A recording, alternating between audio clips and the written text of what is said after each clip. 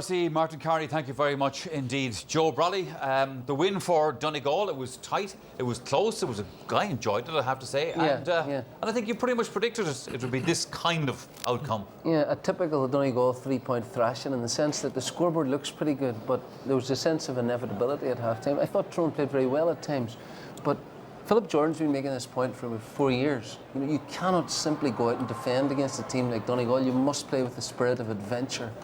And there wasn't sufficient vibrancy about Tyrone in that department.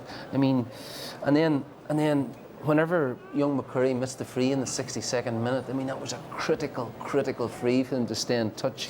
Donegal's response was, as usual, to strike and kill the game off. And I mean, on the whole, in a way, an entirely predictable outcome. But is it possible, Colin O'Rourke, to play with the spirit of adventure when their team is so well set up? Bit more. Yeah, I think Tyrone did play with a spirit of adventure. I think they did very well in that second half. They don't have the same quality of Donegal up front. They don't have a Michael Murphy, who was anonymous for most of the game, but kicked an absolutely brilliant 45 to more or less finish the game and kicked a couple of frees. They didn't have a Paddy McBrearty or Colin McAlin. Now, they took off young McAllister. They should have had a go. Yeah. They did have a go, and they actually they had in the last 3 minutes. They had three great goal chances in the second half of the game, so they did go out. But the second half of the game was sort of characterised for me by sort of petty vindictiveness, with all sorts of mean-spirited mouthing at each other. I think characterised most by Eamon McGee and Sean Kavanagh, who've had a running battle for about 6.5 years. And you know, that sort of petty stuff should have no part to play in the game. And it's interesting, actually, Pat. The Tyrone players are staying out on the field, just letting Donegal get into the dressing room and accept their congratulations and so on. Let's go down to Joanne Cantwell. She's talking to Michael Murphy. Michael, congratulations. Was that in the balance right up until the very end? Of course it was. It was always going to be the kiss. You know, just tat for tat the whole way. Got off to a decent start. Tyrone came back, ended up with a goal. Then they went ahead. To say that a good start to the second half, we came back and did, and thanks be to God we got the points, I suppose, in the end to get us over the line. But come here, it was a tough game. It was two teams really going at it and going at it hard, and you'd expect absolutely nothing less for a derby in the first round in the preliminary round of Ulster. Well, you yourself got a massive compliment from Justin McMahon and Tyrone with the attention you got today. How did you enjoy what happened today? I mean, he was on you for the entire 70 minutes. Come here, it's championship football, that's what you want. You know, you want to be testing yourself against the best teams, and Tyrone's one of the best teams in the country, you know, and that's what you want to be doing when you're, as a footballer, you know, there's no point to say going out and trying to do things half-heartedly. You want a full-hearted game, and I think there's what it was today. And as I say, we'll regroup now. We're going on again against a huge game now the next day out again. As I say, there's absolutely nothing won yet. There's the preliminary round one, that's about the height of it, and we'll move on again. Well, very well done to you, Michael Murphy. We've got your boss here with us as well, Rory Gallagher.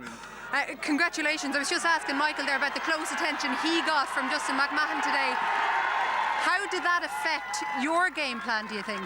Well, look, it's naturally Michael's a big player, and he's going to get that level of attention, you know, and it's up to other people, I suppose, to view. You know, I see it one way, you know, it's up to the neutral people to view it, you know. In terms of how the game went, you obviously got off to a flying start, and it looked like you were going to run away with it at one stage, but after that it was just so tight, wasn't it? It was. Unfortunately, you never run away from Tyrone. You know, I thought Tyrone put up a massive performance. They did. Obviously, the goal, you know, brought them back into it. But even at that, look, you're never comfortable just because we started well. Tyrone were always going to have their purple patches as well. And look, at the end of the day, we were hanging on a wee bit at the end. It was a great save from Paul Durkin. Are you pleased that, I'm sure it probably doesn't bother you that much, but all this talk about dire football, and especially when it comes to the Ulster Championship, you answered critics from that point of view as well, didn't you?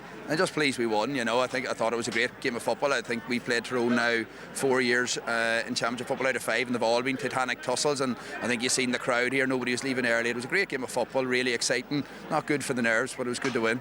Just before I let you go, what happened at half-time? Geez, I just think it was two teams heading in, you know. There's very little in it now. OK, Rory Gallagher, thank you very much. Donegal have been getting, and the way they sort of, we talked about this at the half-time break, the counter-attack. Well, their third quarter blitz wasn't as effective as it normally is, and Tyrone were really in the game at that stage. It's the precision, though, with which Donegal do attack, and I mean, this is a classic example of their craft. They're patient. They run at diagonals. I mean, the Donegal man will carry the ball to the Tyrone man, then turn and give it to a Donegal man running in the opposite direction. There's a lot of wee dummies going on. I mean, they've just pulled the defence from right to left, and the finish is precision itself. And then from their own end line, this is what we talked about before the game, the precision of their counter-attacking. And the way they do this, the way they rehearse it, the way they run on lines, they give each other space. And, you know, as soon as they broke through here, you knew that the score was on. There's a man wide on the left, there's a man on the right. And I mean, it is a beautiful score, the length of the field from Carl. And Carl Lacey finished it, although Carl is looking increasingly vulnerable. Today gave the possession away 4 times. And I thought Tyrone should have gone at him at the heart of the defence. And then, of course, you're left with the last 20 minutes where thoroughly modern football, defence is absolutely on top. And Donegal went it with 3 frees, 2 monster frees from Murphy. Let's go downstairs. The big man who stood in goal for Donegal today, Paul Durkin, he is with Joanne Cantwell. Lots of big men on that Donegal team. Paul, it was a good day for football out there today. A busy day for goalkeepers, though, was it? Yeah, you know, the other man as well made a few very good stops. In fairness, off Paddy and Colin, he made 2 super stops, and I suppose he was unlucky for the goal in the first half. So I think we had a bit of luck with ours. So in fairness, it was a busy day, but an enjoyable one. And particularly towards the end there as well, when Tyrone were just really trying so hard to get that goal to get back into the match. Yeah, you know, I think Michael's free at the end, you know, sort of put that daylight that they needed, just a goal to draw level. And in fairness, the lads worked hard, and you know, they were all on the line there. So the pressure was coming on, but we done well to hold out. Yeah, what's it like when you do have somebody like that who can take the frees, it seems, from anywhere, and you can rely on them to go over? Because we saw that Tyrone had difficulties when their normal free taker wasn't there today. Yeah, in fairness, you know, he's always accurate, Michael, and takes a lot of pressure off lads, you know, especially when he can go out on the right as well, you know, and distance ones for the left-footed kickers. So it does help a lot on a team. It was very niggly out there. Were you just an observer to most of that, or what was it like from your position? Yeah, it was. It wasn't anything different to what it usually is. You know, everyone wanted to win it, and I thought the officials, you know, were fair, and they tried to run the game, let it keep running, and it was. I'd say it was an enjoyable one to watch. Well, there you go. I doubt it was an enjoyable one to officiate, but Paul Durkin, congratulations. Thank you. Cheers. All right.